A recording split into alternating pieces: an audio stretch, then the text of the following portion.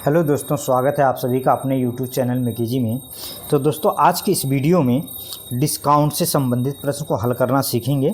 तो प्रश्न कुछ इस प्रकार से, किसी वस्तु का अंकित मूल्य उसके क्रय मूल्य से 20% अधिक है। अंकित मूल्य पर 20% का एक बट्टा दिया जाता है, बट्टा मतलब डिस्काउंट दिया जाता है। तो इसे किस प्रकार की बिक्री में बेचता होगा। तो सबसे पहले इसको बेसिक से हल करना सीखेंगे।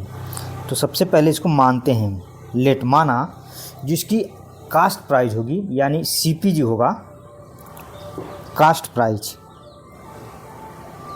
कास्ट प्राइस को हिंदी में कहते हैं क्रय मूल्य, जो होगा वो 100 होगा। अब प्रश्न में कह रहा है कि क्रय मूल्य से 20% अधिक, यानी कि 20% अधिक। पहले वस्तु की कीमत थी 100 और 20% अधिक अंकित करता है। तो मार्क प्राइस जो होता, अंकित मूल्य जो हो जाएगा 120 हो जाएगा। कास्ट प्राइस कितना था, 100 माना, लेकिन 20% वो अधिक मूल्य अंकित करता है। तो 20% जब अधिक करेगा तो पहले वस्तु की कीमत थी 100, लेकिन 20% अधिक करता है, तो जो अंकित मूल्य होगा वो अब हो जाएगा 120। तो अंकित मूल्य पर 20% छूट पे निकालते हैं, तो जो होगा selling price mark price 100 minus discount बटे में 100।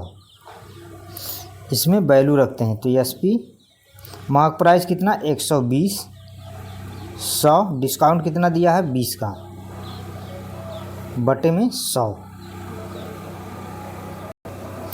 अब इसको और अधिक सॉल्व जब करेंगे तो एसपी जो होगा 120 गुणे, यहाँ से जब माइनस करेंगे तो 80 बटे में 100। यहाँ से इसको एक जीरो से एक जीरो कैंसिल, एक जीरो से ये जीरो कैंसिल हो जाएगा। तो सेलिंग प्राइस जो निकल कर आएगा 12/96। सेलिंग प्राइस कितना हो गया 12/96। अब लॉस या डिस्काउंट जब निकालेंगे तो कास्ट प्राइस कितना था 100 रुपये, सेलिंग प्राइस कितना आया 96। इसको जब सॉल्व करेंगे तो 100 में से 96 जब घटाएंगे तो ये 4 हो जाएगा। तो यानी कि जो डिस्काउंट इस पे होगा 4% की बिक्री पे वो बेचता होगा, और यही आपका राइट आंसर हो जाएगा।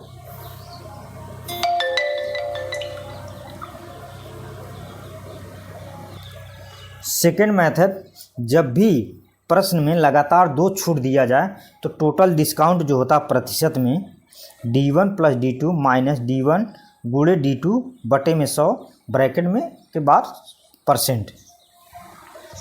आइए अब इसमें वैल्यू रखते हैं। D1 कितना दिया हुआ 20। उसके बाद क्या रहा कि 20 अंकित मूल्य पर 20% का छूट देता है। तो 20% का जब छूट देगा तो माइनस का चिन्ह लगाएंगे, तो माइनस यहाँ हो गया, माइनस यहाँ है। तो अब यहाँ पे 20 D1 हो गया। अब यहाँ पे D2 माइनस 20% का छूट दे रहा है, तो ये इस तरह से। अब इसको 100 करिए नीचे में, प्रतिशत यहाँ। अब इसको सॉल्व करिए, तो ये प्लस है और ये माइनस, ये दोनों कैंसिल हो जाएगा।